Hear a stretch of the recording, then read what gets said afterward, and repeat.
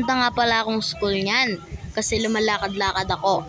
Tinitignan ko kung meron akong makikita na pwedeng videoan. Hindi, joke lang. Nabibideo talaga ako. So, yan, nasa loob na tayo ng school. So, lumalakad-lakad tayo niyan. Nililibot natin ang school ko. So, ayun. So, yan, diba?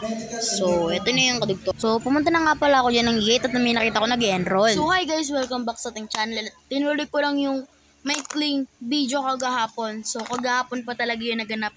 And then, tinamad talaga akong mag-vlog talaga kasi because, anong talaga is, sobrang pagod talaga din ako kagahapon. Tsaka, inaano ko na or yung, ini-spend ko na yung time ko sa mga bagay na hindi ko na magagawa pagdating ng pasukan. So, syempre, yan ang palagi nating tatandaan. Mag-aaral ng mabuti. So, flex ko lang sa inyo itong nabili nating mic. So, matagal na talaga to. Ngayon ko lang naisipang ibalag talaga. Kasi, ginagamit ko na to. Nakita niyo yung isang video ko. So, itong video ko na to. Yan. So, kapag hindi ko na-edit yung pagganyan ko, wala na yun huwag yun ang pansinin ng kamay ko na nakaganyan kasi wala naman naka-edit Okay. So, ayan siya. May kasama na siyang mic. So, syempre mic.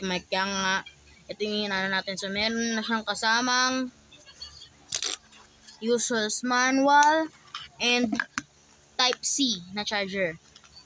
Hanggang ngayon, hindi ko pa rin siya ginagalaw. Kasi bihira ko lang siya magamit So, ito. Type-C. So, na-testing na natin to. So, maganda yung quality niya. So, testing natin siya dito. So, testing natin siya kay open camera. So, babalik tayo guys. Pupunta lang muna tayo kay open camera. Bye! So, ayun guys. So, i-testing na natin to. So, buksan muna natin siya. Ayan. So, pag naganyan na, pipindutin pa natin siya ng isa pa. Hanggang sa maganyan, and pipindutin pa natin isa pa. Kasi, dapat nakaganyan lang yung blue niya Magkaiba to. Ito. Magkaiba yan. So, ayan. So, try na natin ikabit yung mics. So, testing na natin. So, ito yung boses ko kapag ginamit natin yung mic. So, yung K35 wireless microphone. So, para sa akin, maganda ito. And then, maganda naman talaga siya. Maganda. And then, quality. Yung sa quality niya, maganda rin. And then, syempre, helpful para sa aking isang vlogger and content creator.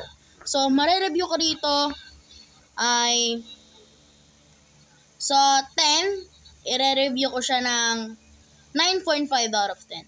Kasi sa atin, mga vlogger talaga, is yung pinaprioritize natin yung, syempre, maganda ng video, quality, and then yung isa pinahalaga natin dyan, yung talagang, yung makaka-capture yung pagsasalita natin, kaya importante sa atin ito.